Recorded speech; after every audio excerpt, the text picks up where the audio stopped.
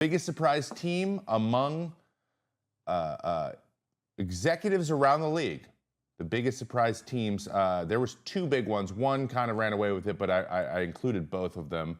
And those would be the San Francisco Giants and their counterparts across the bay, but up north a little bit farther, the Sacramento A's. Amongst executives, they were surprised by how good these two teams have been at the outset of the season. And I will say, I agree in a lot of ways. Though, the A's being better doesn't actually surprise me that much, considering they spent a little bit of money in the offseason. They went and got more of a front-of-the-rotation guy in Luis Severino. Getting Jeffrey Springs was big. I thought they got some guys with some experience to build around their core, and then their entire core was back. Shea Langeliers, J.J. Bleday, Jacob Wilson, Lawrence Butler, Brent Rooker. Like, these guys have been there, and they've been getting better every year. So them getting better again this year and being positive 500, above 500 team is not surprising. Actually, they're 19-16, even after that devastating loss they had in Miami the other day. Though they have a negative 22 run differential, it's not super surprising. On the other hand, we have the San Francisco Giants, 21-13, technically in third place in the NL West, but I'd say if you're in fourth or higher, you're doing pretty good in that division, and they have a plus 29 run differential. So, you know, the executives are excited or surprised by those two teams, but my two teams that I was most surprised by are the Giants and the Cubs. So the Cubs, that we just talked about the Giants. I mean, I thought they had potential to be as good as they are, right? I didn't think it would happen right away. I didn't think that Wilmer Flores was going to come and do what he's doing. But I do anticipate them leveling out a little bit. I just don't know how much that will be. But on the other side, the Cubs, I knew the Cubs were going to be better this year. I just didn't know if PCA, Pete Crow Armstrong, was going to take another step forward with the bat, and I didn't know how Kyle Tucker was going to fit into their lineup, and if he was going to make a big of a difference being an upgrade from Cody Bellinger. But I think that the jury has come back with their verdict on that one, and yeah, they're pretty dang good. Though they lost Justin Steele, they've been navigating it with some of the young guys. The Brown's been throwing pretty well.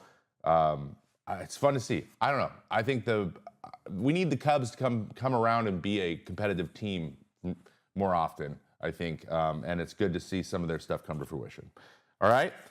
Biggest disappointments team-wise, though. Let's talk about that a little bit.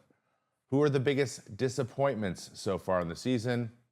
Pretty much unanimously across the board, executives were like the Orioles. What the frickin' heck has happened to the Orioles? I came into the season this year really underwhelmed by their offseason. I do not like, I just don't, I think it's pretty clear here. I'm not a huge fan of just people who own baseball teams in general. I think that having that much money just inherently makes you kind of insufferable sometimes. And the only thing we've heard from Rubenstein, their new owner, after taking over for the Angeloses, is that we need a salary cap, because he's very clearly only worried about dialing in that investment, dialing in that return on investment.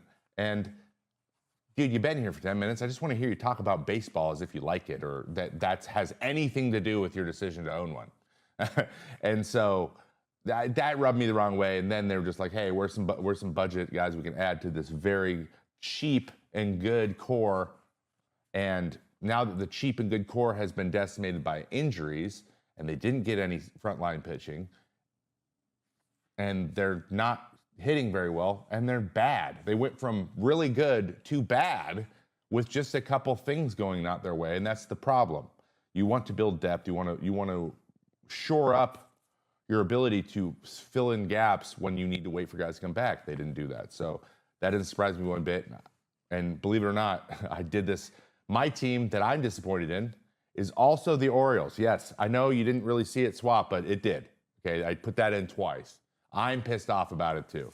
So, am I surprised? Not really. I am surprised about how hard Charlie Morton has struggled out the gate, but I don't anticipate him being this bad this year. But he's throwing out of the pen now.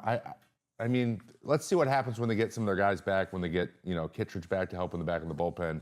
Felix Bautista starting to look better. They're going to get going a little bit, but I don't know. I don't know what the plan is past that. Like, are we hoping Grayson Rodriguez is a game one ace? I don't know if he is. He's good, but I just don't know how far away we are from that type of guy. Is he a 2 or 3? Absolutely.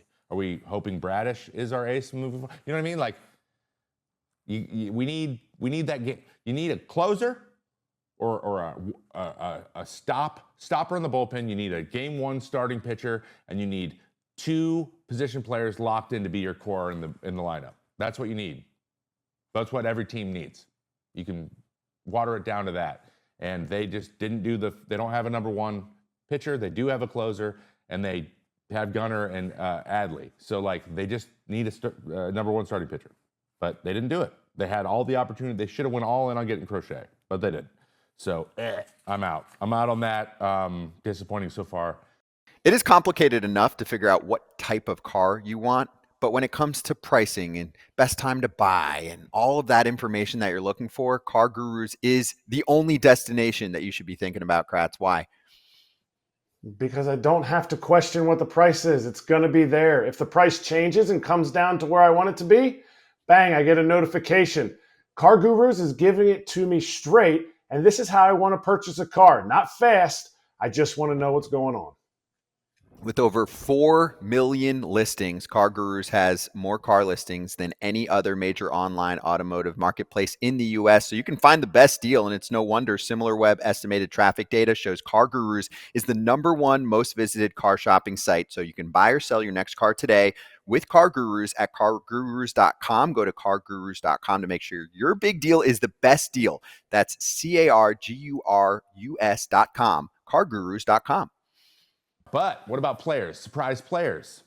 Let's talk a little bit about what the executives said. Executives, real high on Jung Hoo Lee. He's batting .312 with 3 homers, and they've been big homers, and 19 RBIs for an .869 OPS. He's also extremely fast and a very good outfielder. So he's been doing his job even better than they could have anticipated.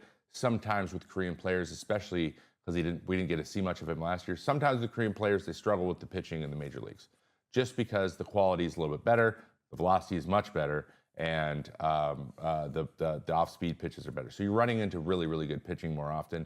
So sometimes there's a hang-up there because I'd say for the 2 Korea and Japanese leagues versus the major leagues, Japan is way closer to the major leagues than Korea is. So sometimes that happens. So far, so good, though. He's looked really good. But for me, the one I'm excited for, and he is an ex-teammate of mine, and he had a really tough year last year after getting traded over to my hometown team, and that is Jorge Polanco. Jorge Polanco is off to a scorching start. As of, this was 4 p.m. yesterday, he's hitting .395 with 9 home runs, 25 RBIs, and a staggering 1.250 OPS. Yo. That's nuts. The only person who has better numbers than that is Aaron Judge, because I don't know. I think he's the son of Zeus. And I was about to read off the plot to Hercules, but then I realized that probably would land flat. So I'm going to stop.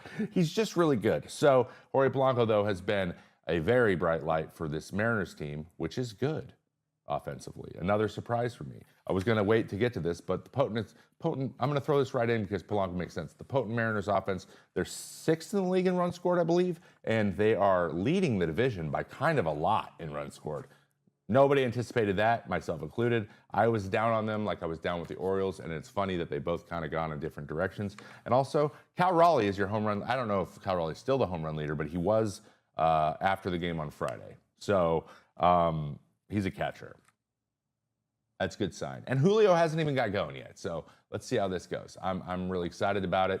And I'm excited for Jorge and his bounce back. He got his, I believe it was calf. Was it his calf cleaned up in the offseason? Was it surgery? And he looks way better.